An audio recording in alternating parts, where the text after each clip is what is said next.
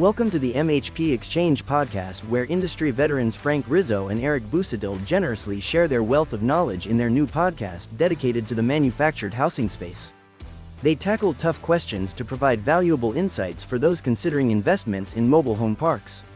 If you're seeking answers in the manufactured housing space, this podcast is your go-to resource. And we're back on the MHP Exchange podcast. I'm your host, Frank Rizzo. And today's episode, we have a very special episode because in the MHP Exchange podcast, we look to bring you, industry insiders, community owners, and people inside the industry to share their experiences of what works, maybe challenges they faced, and where they're going, right, to help you on your investment journey.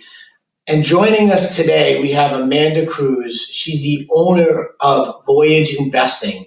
She's a community owner. She's a neighbor of ours because we both own in North Carolina. And I've had the distinct, opportunity to meet her in person at the recent SECO conference. So I'm glad that she's joining us today. Hello, Amanda. How are you? Hey, Frank. I am great. Thanks for having me.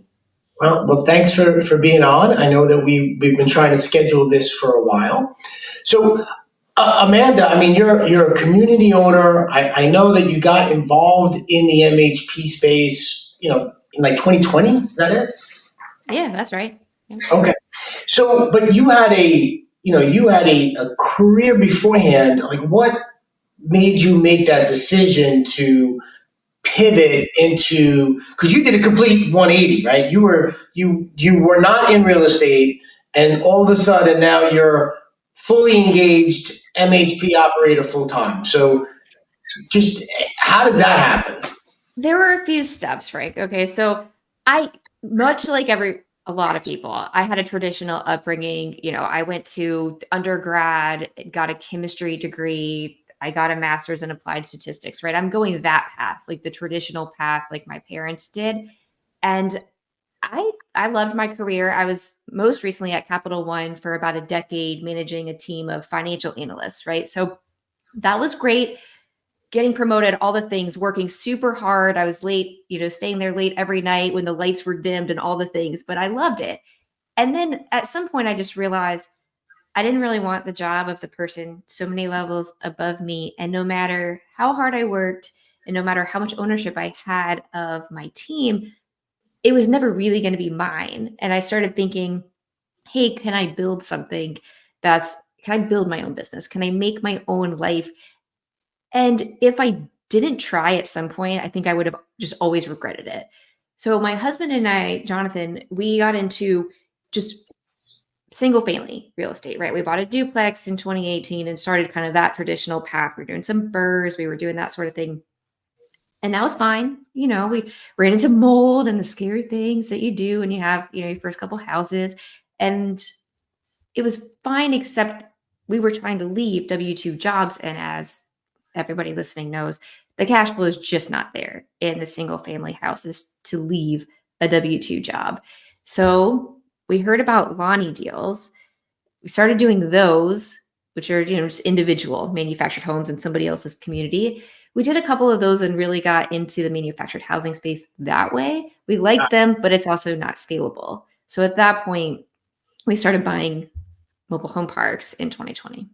Got it. So you had some experience in it. You went from single family. You're working as a Lonnie dealer. So you're buying homes in other people's parks, and you're watching these parks. And you're like, all right, I can do this, right? I'm going to go sit there, and we're going to go deep dive, buy your first park. So tell me about your first park. Like, what was, how much did you pay? How many units? Like, what was your buy box in buying that first park? Like, what were you looking for? Man, I don't think we really knew. We were looking for anybody who would sell to us in North Carolina for the most part at that point. That's anybody in North Carolina would park that wants to sell to us. I'm interested. Okay. Pretty much. And so we just started calling, right? We mapped out on Google Maps all the parks and just started calling owners until somebody was open to selling at a price that made sense to us. And so we bought was a 50 lot park. We bought it for $590,000. So we didn't realize at the time how good of a deal that was. I was mad because I wanted to buy it for 580 instead of 590, which is hilarious looking back. But at the time, I thought we were getting screwed. Yeah, you know what, and I had this conversation with somebody, a client of mine recently. Like, the purchase price only hurts when you're paying it, right? Like, you have to make sure that there's value there, right? And that number makes sense. But it only hurts the first time, because if the deal is successful, you're never going to look back and be like, I should have paid 10,000. Like, if that a different, but you're at 590 for 50 lots, which sounds like a great deal on the from a 40,000 foot level. But what is it down on the ground? Like, how many of those lots are occupied? What's the park owned home situation? What's the were you even considering that, or was that just like, what was it that you were looking for? We didn't want to be on well. So this is septic. It's 47. It was 47 paying tenants. They were all paying 160 a month. So obviously well under market rents. It's in a secondary, tertiary market of North Carolina, growing in population, in between basically Winston-Salem and Boone, like right along that corridor. So actually a really great find, especially at that price. And so wait a minute. You have 50 lots, 47 paying residents, and they own the homes. Yeah, all tenant owned homes. Yep. You thought 590 was over. Yep. Yeah, I thought I way overpaid for that. Would you take 650 for it now? 650, yeah, Frank. Yeah, come on. Come on. So now you own the park, 47 lots. So that's, great. And you sourced this off market. You found this deal yourself, right? You're just calling owners, hey, I'm Amanda Cruz, I'd like to buy your park. Is that? Absolutely. Yeah. Well, my husband was actually calling Jonathan. So we worked together, and he was calling, and he talked to, Mrs. Bird, Miss Betty Bird, and she was the typical, she was exactly what you expect, right? Her husband had passed. They built the park together. The street names are their children's names. She was done, right? She was so jaded, and you know how that is, right? She's heard everything. She's heard everything. She wouldn't even let us. We wanted to inspect the septic systems, and she was like, what? Because we made the mistake of not setting that expectation right after going under contract. So she's like, what do you mean you're going to do that? And she called the 2 septic companies in town and told them if they came on her property to help us, then she was going to sue them. So that was like a whole hurdle. We had to put an extra 50 grand in escrow to be able to go inspect the septic systems. And she also thought we were dumb, right? We're these big city people, big city being Raleigh, right? Like, not New York, but we're these big city people coming in and paying people to do inspection. She thought we were getting ripped off. She's like, we have our own backhoe. We don't need to pay electricians. We don't need to pay plumbers. And she's Betty Bird, right? And when we tried to tell her we wanted to pay $570 or something instead of $590, she was like, I've been haggling my whole life. It's $590 or I'm keeping the park. So we paid her $590 and we moved on. So, all right. Listen, for starting out, right, that is, first of all, that's great that you were able to find the park the way you did, right? And you found something even then, which was a great value. You might not have realized it, but even at that point, value. 47 lots, everybody owns their own home. So what do you do now once you own the park? Like, how are you adding value to it, and where is that park today? All right. So yeah, we still own it. I think we have 40. We're just starting a new infill. We had to get that approved by the planners. So we improved it. Even right out of the gate, we fixed the roads up. We made it a little bit nicer, did clean up. There were some septic tanks that were cracked or whatnot. So, fix those, do kind of the traditional cleanup and bring rents to market over time. There were already water meters installed, but she wasn't using them to bill back. So we just started using them to bill back.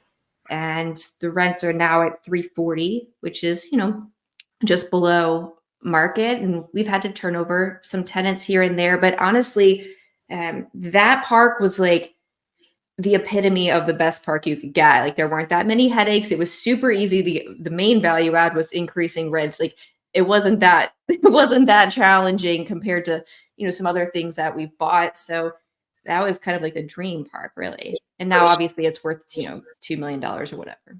So now you step into this park and you're like, this is great. This is easy. Quit your job. You're doing this full time, or is there there's another step to that process? Like you probably now you get the bug. You see it's working, and you realize that you can do this. So now, how long before you buy your second park?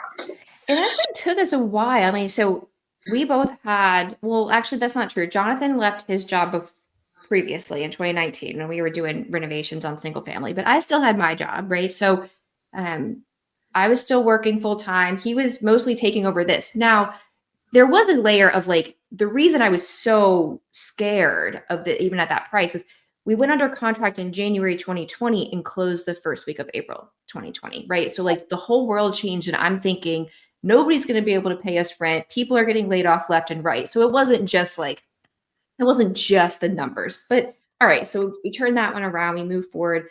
I think our next park, we bought another one in the same area. Similar situation. We'd been talking to that guy about his park, and we didn't want to pay his price. I don't know. He wanted $400,000 for 28 paying lots. Also seems like a joke now, but we thought that was too high at the time. So we told him no, and then his mother calls Jonathan a year and a half after we bought our first park and was like, "Hey, I see this email. You were talking to my son about buying his park. Are you still interested?" And we're like, "Well, yeah, we're still interested at the price we wanted to pay, which was $300,000." And so she's like, "Well, he passed away, and I don't want to deal with this park. Do you want it?" And we're like, yeah, absolutely. So we bought that park, and that needed more work. That when unfortunately, he had some drug issues. He was neglecting that park, but there were, I think, 27 at the time, paying residents, a couple of abandoned homes in there that needed to be taken out, right? So cleaned it up. That one needed $30,000 of tree work, and we brought in a couple new homes, and now it's full. And I think they were also paying about $160 when we bought it in 2020. I think we bought that one January 2022. They were paying $160. Now they're also paying $340. And Wow. same with the water. Great. So again, you followed the same. It seems like you followed the same, pathway, looking for deals off market. You found something that was value in it, right? And you stuck with your buy box. You buy another park. You made some improvements. So now you got two parks under your belts, right? Two parks under the belt. You're sitting there starting to grow that portfolio, and that's kind of giving you what you want, like building your business. And now you're at that point where you could start to scale out and make that, because I don't say grew up in real. I started in real. So you come there with an expectation of what it's going to be. And not that I came from real estate, but I started in that. But you're leaving an established income to say, hey, now I'm going to do this full time. Is that now you're starting to see the light at the end of the tunnel? Like, hey, this is something I can, we can do. I don't want to even say I, because you sound like you and your husband are a team there. Yeah, we are. We always knew that was the goal. And so after, we started in real estate 2018. So obviously we'd made some money here and there, but in 2022, not long after, I think that was actually our third park, we closed on another small one and did some infill in there. And I ended up leaving Capital One in spring of 2022. And then, we've bought some other parks since then. We're about to buy we've sold here and there, but we are about to buy our sixth park. So we're in North Carolina, South Carolina, and Tennessee right now. But, we probably would have grown faster had I, been able to pay a little bit more for some of these communities instead of, $400,000 for 28 lots, thinking that was too much. So here's what I think is really interesting, right? From my own perspective, as a husband and wife team, right? And I talked to my wife about this. She tells me she couldn't work with me, that I'm too intense, that it would just be everything at all times. How's that dynamic play? Do you guys have areas where, hey, you do X and Y and I'll do A and B? Like, how does that work? What's that dynamic like? Yeah, okay. So you have to have the right personalities for sure. And I'm more of that type A personality, and Jonathan's like way more laid back. So that works in itself because just in general, he deals with me fine because he's more laid back. But he's our asset manager, right? So he's going out, boots on the ground, and he honestly loves that side of it. Whereas I don't do as much of that. So he's working with our contractors, he's finding our managers, he's managing them. He loves to learn about septic systems and roads and all these things, right? He truly enjoys that. And then I do more of the acquisition side. Once we had a couple of parks with our own money, we now bring in investors. So I work with our investors and do, sort of that side while he's more boots on the ground. So it does work that we have separate lanes, but sometimes like I'll go out there and he laughs because he's like, oh, I feel like I'm on a road show, right? Because I'll go with like a pad of paper. And by the time we leave the communities, I have like a whole list of things. I'm like, did you see Sure. that one needs a new roof and this needs this? And, I'll just have all the things, but it's fun. It's fun to go out there together. And I feel like we're really kind of building our life and building this business together, which is really cool.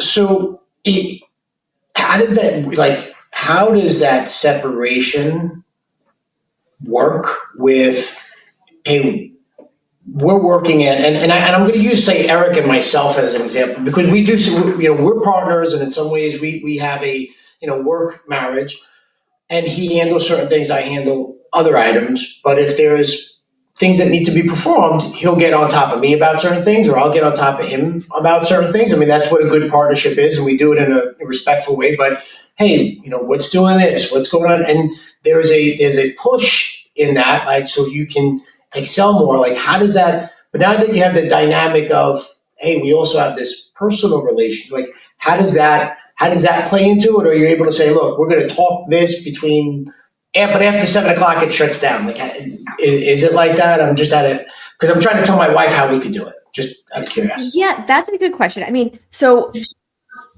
especially at first, we would talk about mobile home parks like probably way too much just because we were so excited about it. And now I feel like, especially if we're like on date nights or something, I definitely try to make sure there's plenty of space to not discuss anything with mobile home parks, but we still have a joint vision. We still have our lives that we're building of we want to do this, but we try to not talk about tacticals, right? Like what's happening with this community, how's the infill coming, what is, all these things. We don't talk about the tactical stuff at dinner or at date nights, Right.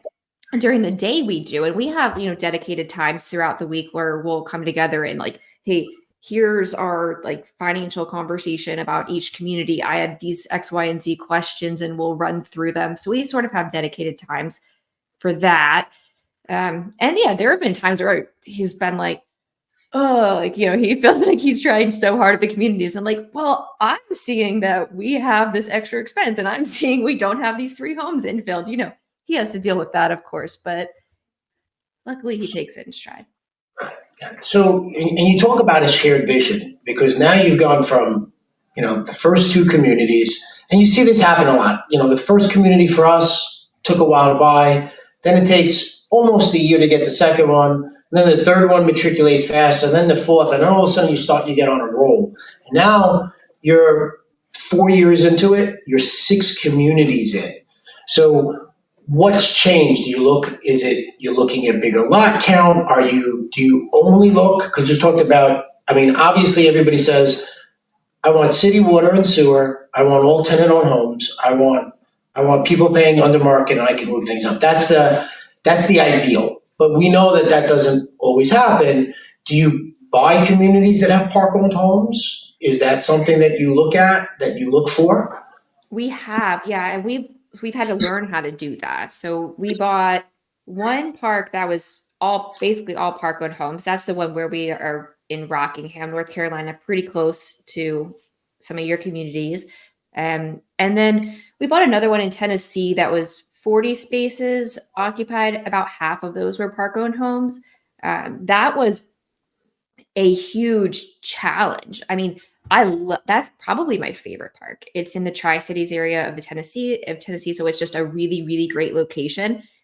But it did have 20 park-owned homes, which is like 20 rentals. And as you know, when you buy park-owned homes, some of those residents gotta go.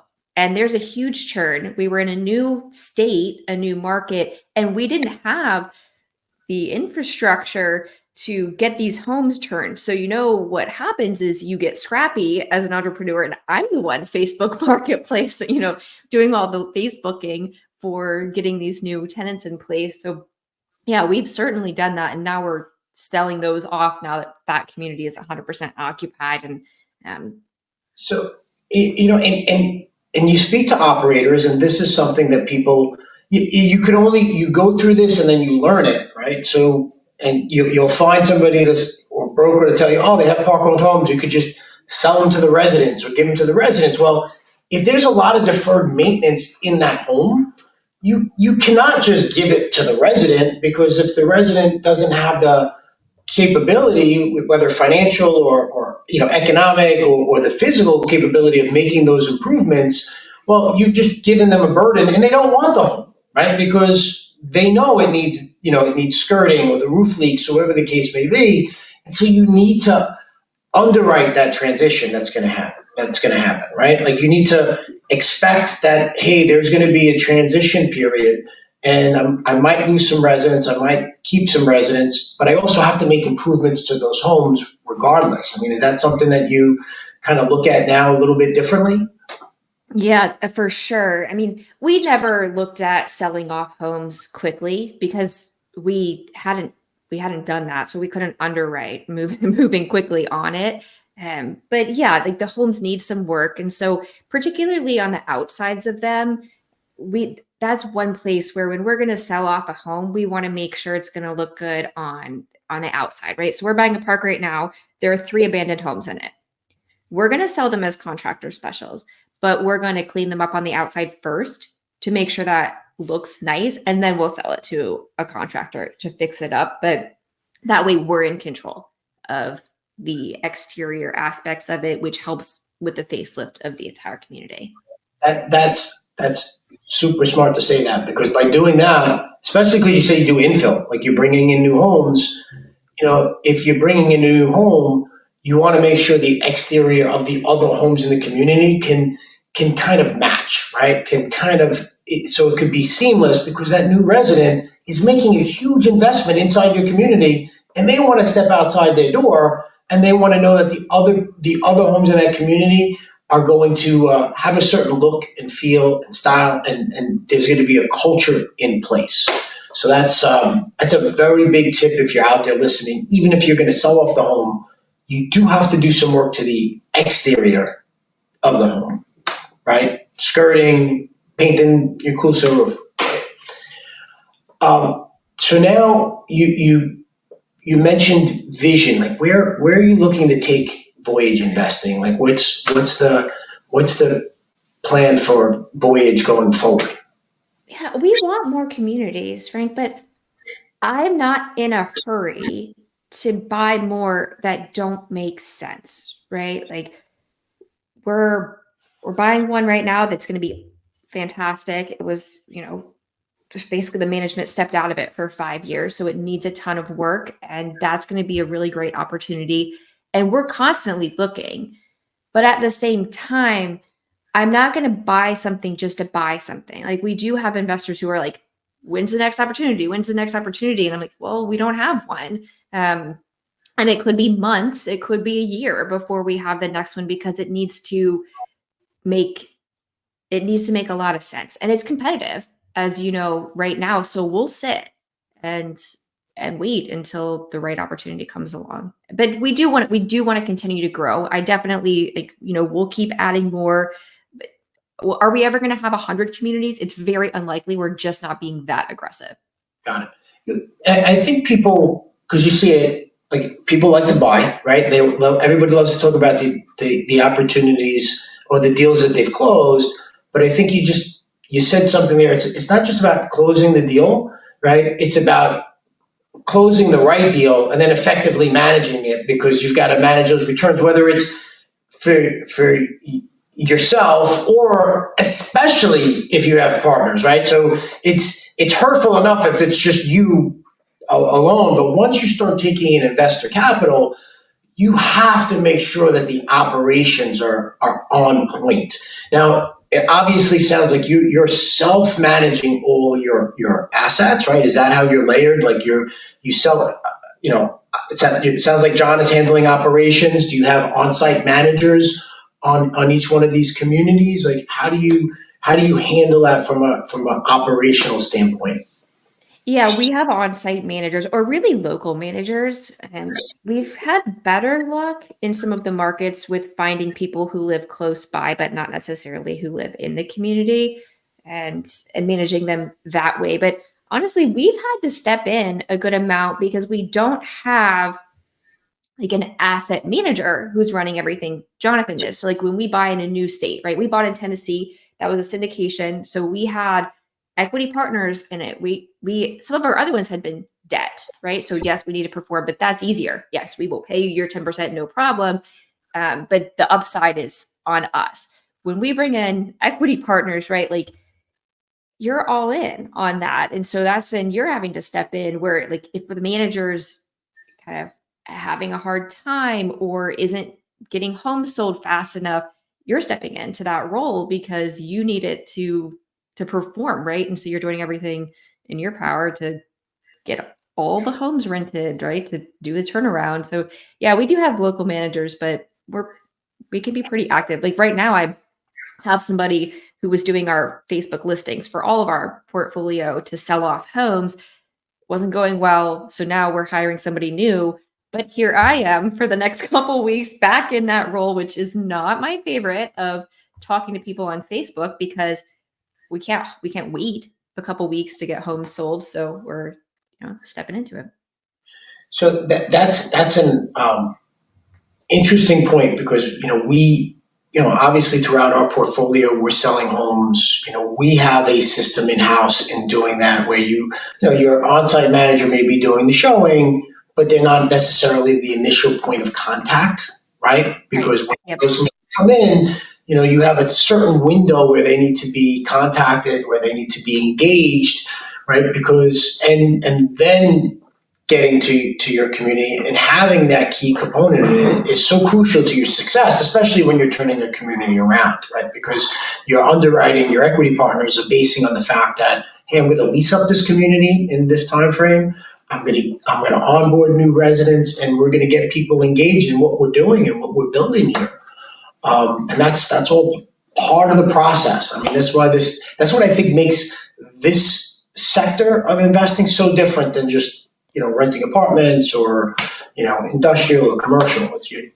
100%. Like a lot of people, I was talking to a bigger operator about this earlier this week. Like a lot of people who are in the financial world have gotten into mobile home park investing over the past few years, but they don't want to do work, right? They don't want to get their hands dirty. They don't want to go on site. They don't want to have to do that sort of hard work. And this is not the right business if you're not willing to get scrappy and do hard work. I think you said it best by scrappy. I mean, the thesis is that this is passive investing, right? People own their home and they own their home. It's minimal, operational support, and I can own it, and then they'll pay, and I can forget it. And what people don't realize is there's so many different levers that you have to pull to maintain the engagement from the resident to the community and the community to you. And we would always like to tell our residents that, hey, we're not local, we're very hands-on, right? You're going to hear from us more times than you imagine because we want to keep that attachment, right? We want to keep you there, we want to keep you engaged, and we want you to be part of the process to know what we're doing to improve the communities moving forward. I mean, that's a key component for us, right? Making sure that the residents are engaged because you want them to be your sounding board, right? Like, hey, this is going well. Make sure you refer a friend. Make sure you let somebody know what's happening there. 100%. That referral thing is huge, right? Like we have so many residents who are referring people, and that pipeline in itself is invaluable to be able to know homes can always sell because you have a good reputation of improving the community and you've done the things you said you were going to do, probably unlike the original owner, or somebody who's not hands-on, who doesn't know what they're doing and thinks it's just going to be a simple cash flow play. It's much easier to get the residents on board that way. So through your 6 communities, through your many years of doing this, like, what's probably the biggest lesson learned? Like, what's one thing that you're like, wow, This seems so basic. It's almost ridiculous to say, but the location piece. Like, we have one community that I hate out of our portfolio. And the reason I hate it is because of the location that it's in. The residents are more challenging. It's harder to sell off homes. It's harder to infill homes. We have problems in that community that we just don't have in any other community that are in better locations. So people are sometimes willing with mobile home parks to go into areas that they wouldn't buy a commercial building in, or they wouldn't buy a single family home in, because the numbers make a lot of sense on paper. But the challenges that come with some of those markets that aren't the best markets, it's not worth the headache. You strike on a very important point here, because if you're in the mobile home park space, there's anywhere between 43 to 44,000 parks nationwide, which sounds like a big number until you realize it's diminishing. So you have to be selective, right? There's only select markets that have this. And if you're going to be a mobile home park investor, you're probably not going to be investing in a park around the corner for you. So you have to get comfortable in the market that you're in, or have some comfortability in who you're investing with, that they know that market. So this way you can deliver the returns and then handle the headaches that might come across. Because to your point, each market has its own little nuances, right, that can make it challenging in different ways. So is there a specific buy box that Amanda has when you're looking at a deal? Is there something that says, this is a deal for Amanda and Voyage Investing?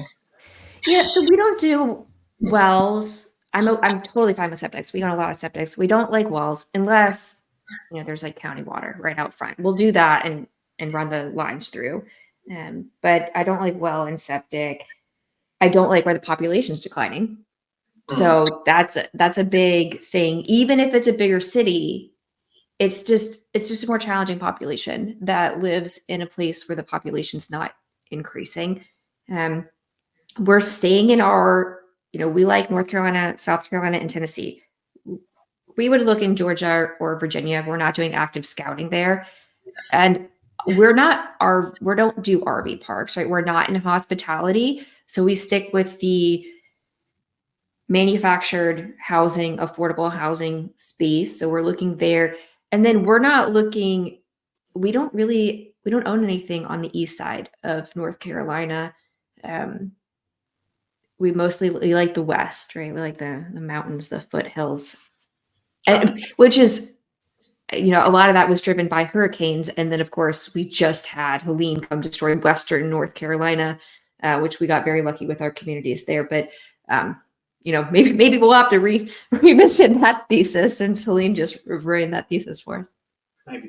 So if anybody wants to reach out to Amanda to find out more about Voyage Investing, obviously you're looking at other deals now. Where would they reach you? How would they contact you? Sure. So I'm on LinkedIn, Amanda Cruz, Cruise, and our website is voyageinvesting.com. If you want to sign up for our investor circle so you can be in the know when we do have offerings, go ahead and jump on that. Great. Thank you very much for being part of the program today, Amanda. Really appreciate that. Amanda Cruz, Voyage Investing. And if you're out there, you're listening, you like this program, share it, rate it. Go to the mhpexchange.com. That is your source for opportunity, news, education, entertainment. And if you could watch our video series, Trailer Park Turnaround, and see what it takes to be an operator on the ground. And if you have questions about a deal that you're working on, feel free to reach out to us at the mhpexchange.com. Until next time, happy investing.